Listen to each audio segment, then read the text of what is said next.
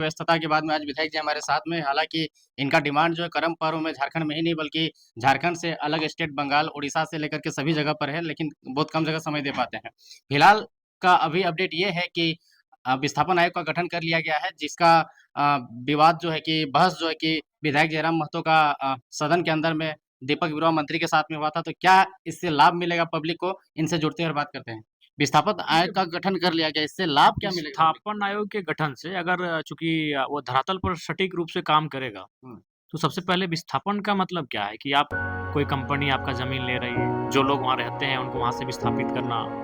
तो उससे क्या होगा कि जो समस्याएँ हैं उनका निपटारा आसानी से होगा, निगरानी ठीक-ठाक होगा, उनको न्याय संगत मुआवज़ा मिलेगा, उचित तरीके से उनका जो नियोजन का दावा बनता है वो सारी चीज़ें होंगी। यानी विस्थापित को जो लाभ मिलने चाहिए, उनको अपना घर-बार, ज़मीन जब अधिग्रहण होने के बाद जो सुविधाएँ मिलनी चाहिए, वो सुविधाएँ सरलतापूर्वक मिलेंगी और सिस्टमैटिक ढंग से मिलेंगी। जैसे कि रिसेंट में एक घटना हुआ था जिसमें बहुत बड़ा हंगामा हुआ था, आपके साथ भी कुछ छीना-झपटा वाला सीन हो गया था बोकारो में, सेल में जब आंदोलन चल रहा था उस समय। तो जिस व्यक्ति का लाठी से सीआईएसएफ प्रशासन के द्वारा मार दिया जाता है, तो वैसे व्यक्ति को क्या लाभ मिल सकता है?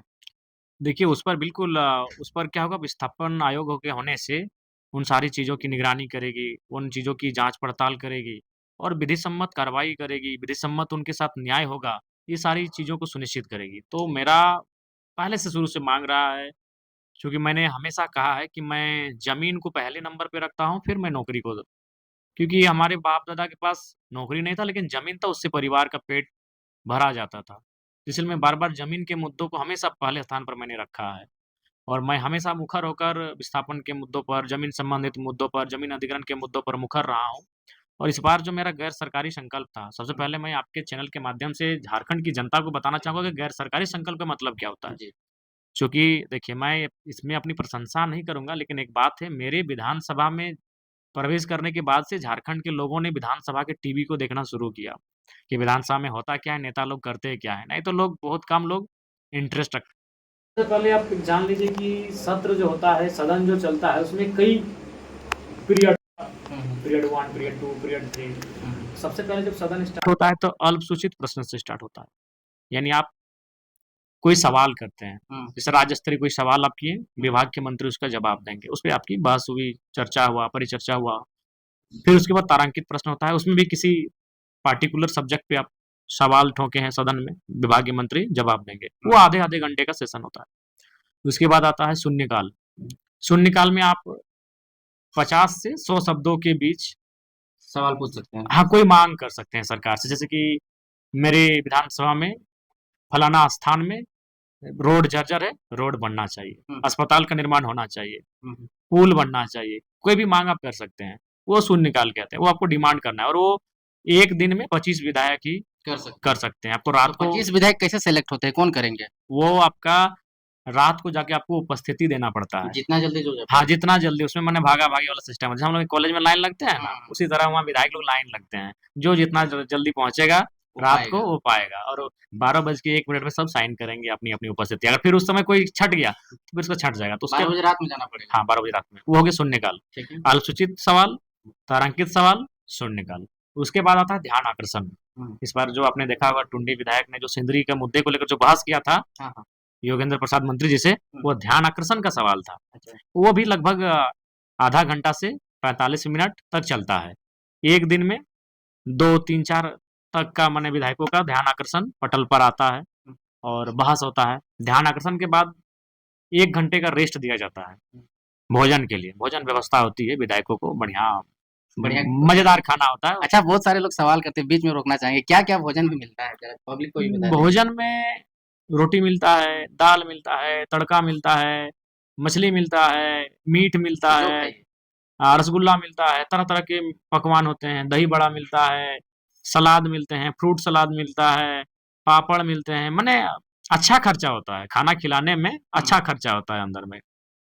उसके बाद भोजन के बाद एक सेशन आता है चर्चा-परिचर्चा का, हुँ, जो उस दिन का सब्जेक्ट है, उसपे आप या तो सरकार के पक्ष में रखिए या तो सरकार के विपक्ष में रखिए और वो आपका टाइम अलॉटमेंट होता है। जैसे 120 मिनट टाइम अलॉटमेंट होता है, 2 बजे से 4 बजे तक। अच्छा। हाँ, वो 11 से 12 हो गया आपका तारांकित प्रश्न और अल्पसूचित प्रश्न।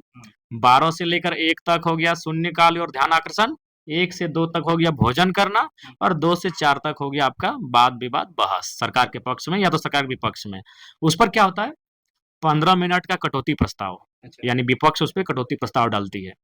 और 20 मिनट का, यानी जब सारा डिस्कशन हो जाता है तो अंत में कोई एक मंत्री सरकार की तरफ से अपना पक्ष रखते हैं। यानी हो गया 20 और 15 35 मिनट हो गया।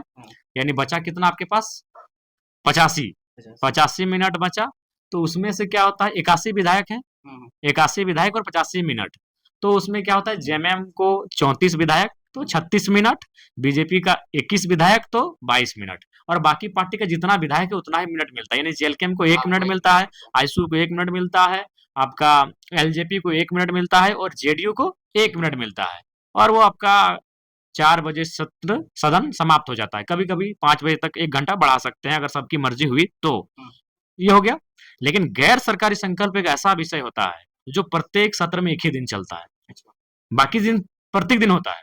शून्यकाल पर डे होगा, ध्यान आकर्षण पर डे होगा, अल्पसूचित प्रश्न पर डे होगा, तारांकित प्रश्न पर डे होगा। लेकिन गैर सरकारी संकल्प जो है सेशन में एक बार अंतिम दिन। और उसमें सबसे खास बात क्या है मालूम है, वह 2 घंटा और 4 घंटा नहीं, वो चलेगा तो रात के 10 बजे तक भी चल सकता है। मतलब उसका मतलब है उस दिन जो भी प्रस्ताव विधायक लेकर आए हैं वो क्लियर होना चाहिए, क्लियर होना चाहिए, संतुष्ट होना चाहिए।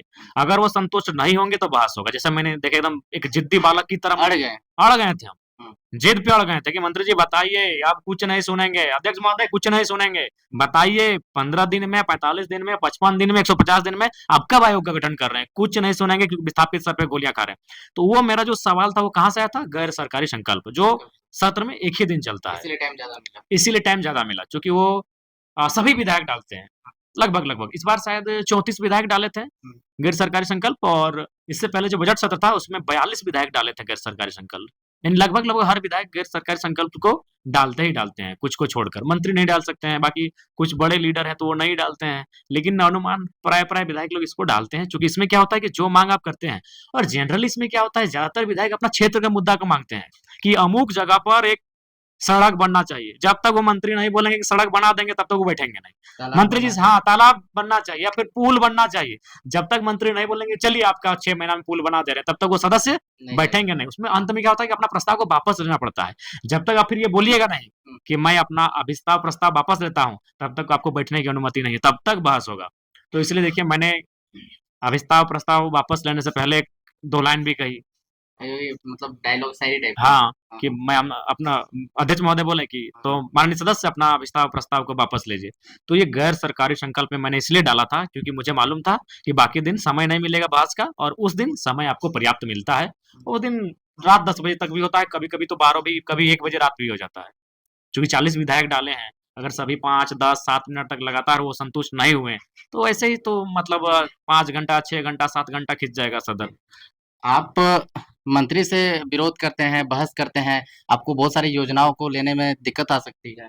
देखिए हम उनकी नीतियों का विरोध करते हैं, उनसे व्यक्तिगत तो विरोध नहीं है।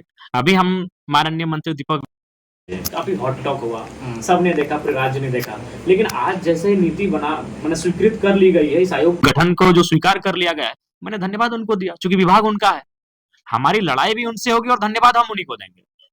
तो भाई ये नहीं है, हमारी लड़ाई उनकी नीतियों से। और एक बात महत्वपूर्ण आपको बता दें, क्योंकि हमारी जो जनता है उनकी अपेक्षा रखती है कि विधायक जी भौजे हैं तो विधायक जी बीहे हैं तो विधायक जी कुल्हे हैं तो विधायक जी पूजे हैं तो विधायक जी, तो भाई विधायक का जो ओरिजिनल काम है वो यही है, विधेयक पे नीति बनाना। या तो आप जो कि अगर सत्ता पक्ष में हैं और मंत्री हैं तो आप नीति प्रस्तुत करिए विधेयक को। आप विधायक होकर भी निजी विधेयक भी ला सकते हैं, या तो सरकार को विधेयक बनाने के लिए दबाव में लाइए, जैसे हमने इस सत्र में बहस के बाद सरकार को दबाव में लाया। तर्क हमने रखा कि भाई सर पे गोलियां खा रही हैं, लाठी खा रहे हैं, डंडे खा रहे हैं, पूरे राज्य का भावना है विस्थापन के साथ। मैंने जो तर्क रखे हैं उससे सरकार कहीं ना कहीं उनको सोचने पे मजबूर होना पड़ा। और मैंने 15 हमने तो 150 दिन तक कहा कि आप 150 ले रहे हैं कि 90 के 45, मतलब 5 दिन में टाइम डेट बताइए, डेडलाइन बताइए कि आप कब बना रहे इस नीति को। तो ना करते करते मंत्री जी ने कहा कि हम लोग प्रयास करेंगे, अगले विधानसभा के सत्र तक इसको बना लेंगे। लेकिन ये मात्र 5 दिन, हमें लगता है 5 दिन भी नहीं हुआ। 28 तारीख को मेरा बहस था, आज 2 तारीख है ना, 2 तारीख। यानी 5 दिनों में बहस करके मैंने मनवा लिया। देखिए श्रेय सबको जाता है, लेकिन अंतिम मुहर तो भाई विस्थापन आयोग का मांग तो किसी और का था। नहीं, मांग सबका रहा है, किसी और का नहीं। बड़कागांव विधायक का नहीं, सबका रहा है, उनका अकेले का रहेगा। लेकिन सवाल है कि अंतिम मुहर कैसे, किसके माध्यम से लगती है? अंतिम मुहर जयराम महतो के माध्यम से लगती है। जयराम महतो के कहने से तो नहीं हुआ है। नहीं, ऐसा नहीं है। ऐसा देखिए, मांग सदियों से रही है, लेकिन करंट क्या मांग थी? करंट किसने मांगा? करंट किसका था? देखिए विधानसभा के पटल पे जो सवाल आते हैं वो इंपॉर्टेंट चीज होती है। मांग हमें लगता है कई विधायकों ने रखा है, लेकिन करंट क्या है? करंट जयराम महतो है। उसके बाद बाकी जो विधायक जब सवाल लेके आते हैं तो 2-4 बात उनका बातचीत होने के बाद, अध्यक्ष महोदय बीच में आने के बाद वो बोलते ठीक है, हम मान गए, हम संतुष्ट हो गए, अपना प्रस्ताव वापस लेते हैं। लेकिन हम अंतिम समय तक संतुष्ट नहीं थे। आपका डिस्कशन वो मायने रखता है कि आप कब तक मंत्री जी से उस चीज पे बहस को करते हैं और कब तक मनवाने के लिए आप किस प्रकार का तर्क आर्गुमेंट देते हैं। मांग बहुतों की रही है, लेकिन अंतिम मोहर, अंतिम जो बहस थी वो जयराम महतो ने किया। लेकिन जयराम महतो का जो अड़िला वाला अंदाज रहता है, अड़ जाने वाला अंदाज रहता है, वो जीएम के सामने भी रहता है, शिल्पी नेहा तिर्की के पास भी वही दिखा, दीपक बिरुआ के पास भी वही दिखा। तो एक संवैधानिक जगह में आप लोग रहते हैं, संवैधानिक पद में रहते हुए ऊंची आवाज में बात करते हैं, चिल्ला के बात करते हैं, शायरी के अंदाज में बात करते हैं। सब चीज है वो। तो आपको एक बात हम बताना चाहेंगे, हम आर्टिकल को भूल रहे हैं क्योंकि बहुत दिन हो गया, आप थोड़ा सा किताब को छू। संसद और विधानसभा अंदर जो आप बोलते हैं वो आपको किसी भी कानूनी से अगर आपने कुछ गलत शब्दों का प्रयोग किया है तो रिकॉर्ड से हटा दिया जाएगा। जैसे जो आप बोल रहे हैं ना, उसका किताब बन रहा है। जो आप बोल रहे हैं, जैसे अनिल महतो अध्यक्ष महोदय, मैं यह मांग करता हूँ, जो बोलेंगे हूबहू वो लिखाएगा। यानी ऐसे सालों बाद आपके फॉलोअर्स अगर डिमांड करेंगे कि हम जानना चाहते हैं कि 2005 में जब मेरे विधायक अनिल महतो चुन के गए थे, उन्होंने क्या क्या सदन में मामला उठाया, वो सारा आपको लिखित मिलेगा, बुक के माध्यम से मिलेगा। हाँ, तो मैंने अगर कुछ गलत प्रयोग किया है तो वो रिकॉर्ड से हटा देगा, लेकिन हमें विधानसभा के बहस के लिए, संसद के बहस के लिए कोई कानूनी दांव पेच नहीं है। वही चीज अगर हम बाहर आके बोलेंगे, जैसे राहुल गांधी फंस गए थे, कुछ बोल दिया था उन्होंने मोदी जी को लेकर, अगर आप विधानसभा लोकसभा के बाहर बोलते हैं उस पर कानूनी कार्रवाई होगी, लेकिन अगर आप भीतर बोलते हैं वो कानूनी कार्रवाई से विधायक सांसद दूर होते हैं। ये चीज भी जानना चाहिए लोगों को। वार्ता में हुई कि जो मृतक जादू महतो और शिवशंकर महतो, उनकी पत्नी को 12 दिनों के भीतर नियोजित किया जाए। दूसरा, जो उनका जमीन का जो विवाद चल रहा है 5 एकड़ 72 डिसमिल, चूंकि वह जमीन 1960-61 में अधिग्रहण किया गया है, उस समय सेल कस्टोडियन थी और सेल ने बीसीएल को हस्तांतरित किया है। तो उसकी सत्यापित हेतु जो संबंधित पदाधिकारी है उनके कार्यालय से दस्तावेज जांच किया जाएगा और जांच में नियोजन की स्थिति में नियोजन और मुआवजा की स्थिति में मुआवजा देना होगा। तीसरा बिंदु था कि पूर्व में अभी फिलहाल जो उनके आश्रित हैं उनको फॉर्म 3 निर्गत कराया जाएगा और फॉर्म 3 निर्गत करने के बाद बहुत सारे कार्य जब इस बीसीसीएल की जो इस इकाई है उसके अंतर्गत आएंगे तो उन्हें हमारी भाषा में पेटी कॉन्ट्रैक्टर कहिए या पेटी ठेकेदार कहिए, उसके तर्ज पर उनके आश्रितों को फॉर्म 3 उपलब्ध करा के दिया जाएगा। प्रत्येक बार विस्थापित को न्याय पाने के लिए मरना पड़ेगा क्या? जी, ये तो आपका बहुत ही गंभीर सवाल है। भारत की लोकतांत्रिक व्यवस्था को चोट पहुंचाती है, भारत की न्यायिक व्यवस्था को कहीं ना कहीं झकझोरती है और तमाम जो व्यवस्थाएं हैं हमारे देश की लोकतांत्रिक मूल्यों की, उन पर आपके ये सवाल गहरी चोट करते हैं कि व्यक्ति को बार बार मरना पड़ेगा क्या न्याय के लिए। तो मुझे लगता है आज मुझे भगत सिंह की वो जेल डायरी याद आ रही है जो उन्होंने कहा था कि कोई इंसान इतना अमीर नहीं होना चाहिए कि दूसरे को खरीद सके और कोई इतना गरीब भी होना चाहिए कि उसे अपने आप को बेचना पड़े। और एक लाइन था उनका कि हम आज़ादी अंग्रेजों से तो ले लेंगे लेकिन कहीं आज़ादी भोरों के हाथों में फंस के ना रह जाए। और भी आज भगत सिंह को विचार प्रासंगिक होते हुए दिख रहे हैं। आज आज़ादी पूंजी का रूप धारण कर चुकी है और इस पूंजीवादी व्यवस्था में जिनके पास लाठी है, जिनके पास सत्ता है, जिनके पास शासन प्रशासन है, जिनके पास उन्हीं की सुनी जाती है आम जनता, कहीं ना कहीं उनको संघर्ष करना पड़ता है। विधायक के रूप में मुझे 2 दिन से संघर्ष करना पड़ा, तब जाकर मैं इस नतीजे पर। और रात के बाद 2 बजने वाले हैं। बिल्कुल इन सब समस्याओं से तंग आकर जो आत्महत्या कर रहे हैं, मैं उनको तो हम संदेश यही देंगे कि बिल्कुल मरने के बारे में ना सोचें।